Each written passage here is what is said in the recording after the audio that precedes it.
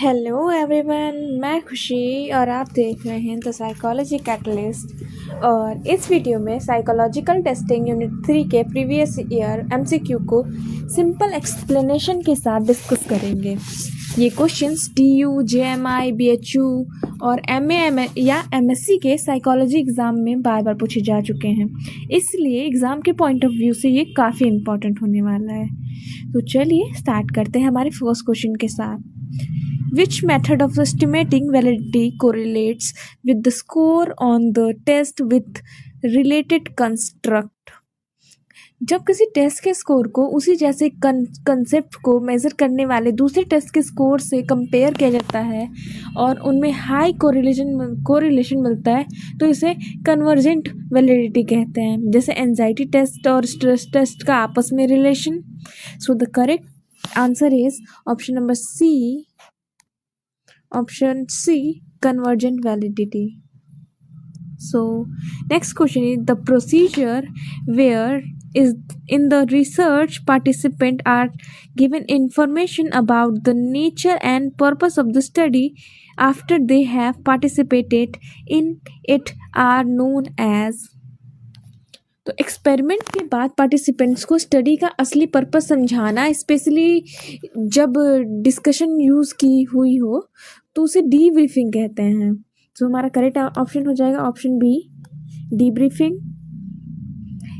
Sampling is characterized by drawing all element or individual having characteristics are of interest of researcher. जब researcher उन सभी individuals को include करता है जिनके पास रिक्वायर्ड कैरेक्टरिस्टिक्स होती हैं ताकि रिलेवेंट केस मिस ना हो, तो इसे सैचुरेशन सैम्पलिंग कहा जाता है। So the correct answer is option B, saturation. Question number 4, cannot be used to estimate internal consistency reliability। Can not be use, यहाँ पे ये चीज़ ध्यान रखना है, कैन नॉट बी यूज। तो नंबर 4 का अल्टरनेट फॉर्म मेथड रिलायबिलिटी का internal consistency major नहीं करता है, बल्कि दो इक्विवेलेंट फॉर्म्स के बीच कंसिस्टेंसी चेक करता है। सो हमारा करेक्ट जो हमारा आंसर होगा वो होगा answer B, alternate form method. Question number 5, find out the correct statement with respect to reliability and validity and the length of the test। हमें इस क्वेश्चन में रिलायबिलिटी, वैलिडिटी और लेंथ ऑफ टेस्ट तीनों को target करना है। तो जो टेस्ट की लेंथ है पढ़ने पे, जो रिलायबिलिटी है हमारी वो इंक्रीज होती है, वह लेकिन वैलिडिटी ऑटोमेटिकली इंक्रीज नहीं होती है। अगर ये पॉइंट एग्जाम में काफ़ी इंपॉर्टेंट है, तो आपको ये चीज़ ध्यान रखना है। So the correct answer is option C, reliability increases whereas validity does not change with the increase in the test length of test. Question number 6, criterion related validity to of test refers to. So the question number 6, जब test score को किसी external criterion से compare किया जाता है, चाहे present में या फ्यूचर में, तो इसे क्राइटेरियन रिलेटेड वैलिडिटी कहते हैं, जिसमें कंकरेंट और प्रिडिक्टिव वैलिडिटी आती है। So the correct answer of this question is option number C, concurrent and predictive validity. Next question, validity is the extent to which a measuring instrument provides adequate coverage of the topic under study। अब इसके options देख लेते हैं। Contain, criterion, construct and predictive. ये easy है, DU में पूछा जा चुका है। सो जब आप टेस्ट अपने टॉपिक के सभी इंपॉर्टेंट एरियाज को प्रॉपरली कवर करता है, तो उसे कंटेंट वैलिडिटी कहा जाता है। सो करेक्ट आंसर है ए। इसको हम लोग सिंपली समझ सकते हैं, अगर हम लोग इंटेलिजेंस को टेस्ट कर रहे हैं तो उसके जो है सभी एरियाज के जो आइटम्स है, सब इसके सभी एरियाज को प्रॉपरली कवर कर रहे हैं, बेसिकली उसके कंटेंट को कवर कर रहे हैं। सो हमारा ये कंटेंट वैलिडिटी हो जाएगी। Which of the following intervention design involves the introduction of intervention after withdrawal phase। ये हमारा चैलेंजिंग क्वेश्चन है, तो इसे आपको ध्यान से करना है। जो ABA डिज़ाइन में पहले बेसलाइन होता है, फिर इंटरवेंशन दिया जाता है और फिर बाद में इंटरवेंशन हटाकर दोबारा बेसलाइन ऑब्जर्व किया जाता है। So the correct option is ABA। Next, the name of is associated with differential scale which have developed using consensus approaches।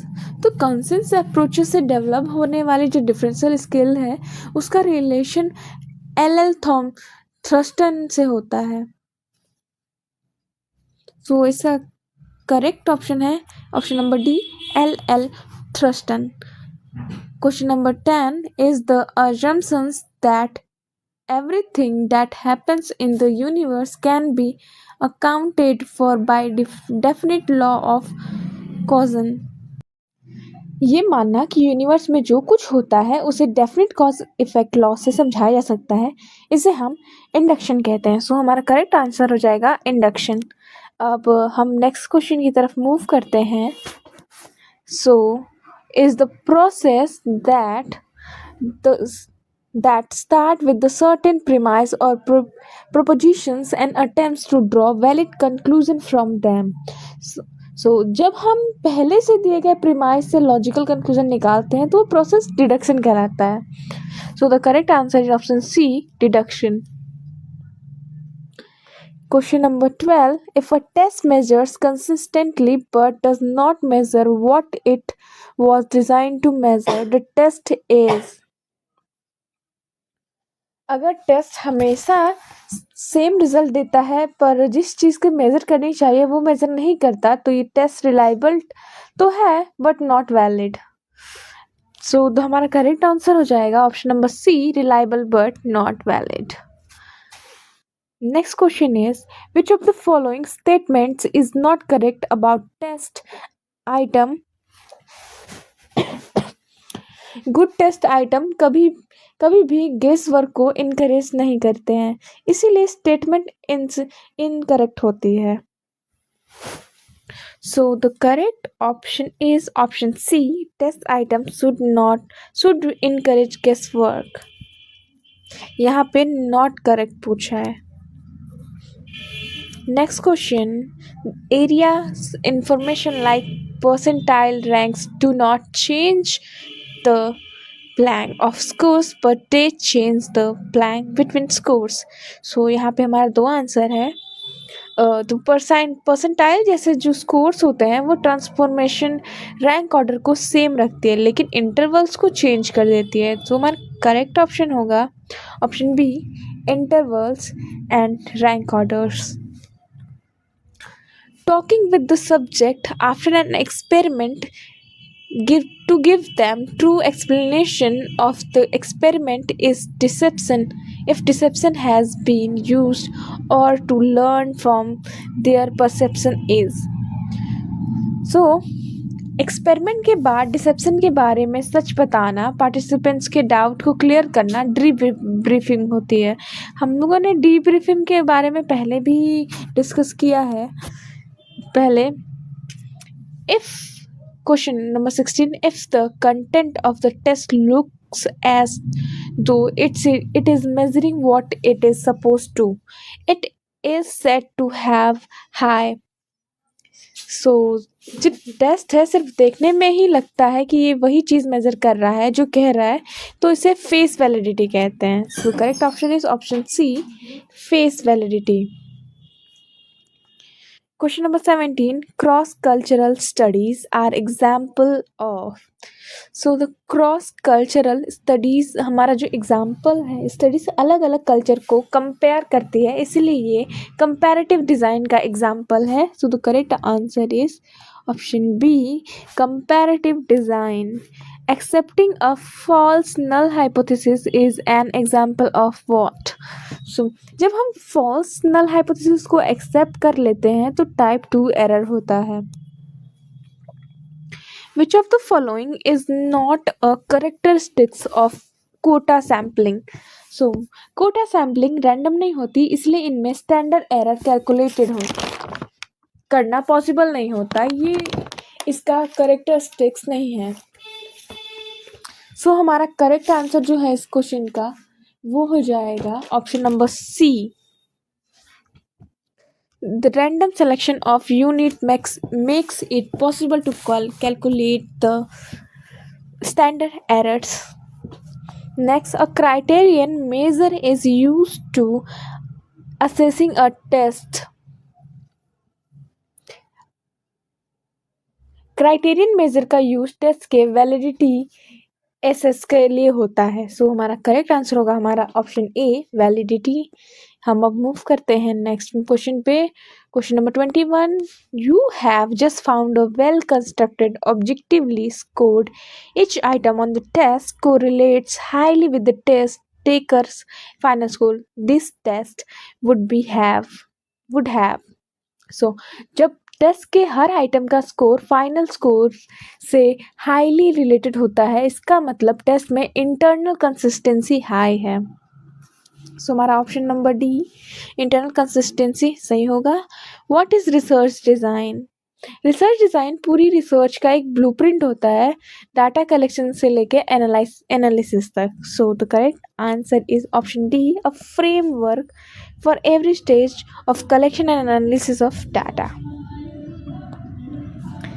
If the study is reliable, this means that अगर study reliable है तो इसका मतलब है कि measures different occasions पर result देते हैं। So the correct option is B. The measure devised for the concept are stable on the different occasions. Question number 24, internal validity refers to. Internal validity ये चेक करती है कि validity के variables के बीच जो रिलेशन दिए जा रहे हैं वो सच में कैजुअल है या नहीं है। तो option A, whether or not there is a really causal relationship between two variables is the correct answer. Question number 25. In an experimental design, the dependent variable is. So, experiment design में dependent variable manipulate नहीं किया जाता, बल्कि उस होने वाले changes को observe किया जाता है। So the option A, the one that is not manipulated and in which any changes are observe is the right answer. So आप मुझे ये question number 26, what is cross sectional design, इसका answer comment में बताना। तब तक के लिए अगर आपको ये वीडियो हेल्पफुल लगा हो तो लाइक, शेयर और सब्सक्राइब ज़रूर करें, और नेक्स्ट वीडियो में हम और भी इम्पोर्टेंट साइकोलॉजिकल टेस्टिंग के MCQs कवर करेंगे। And thanks for watching. Thank you, bye bye.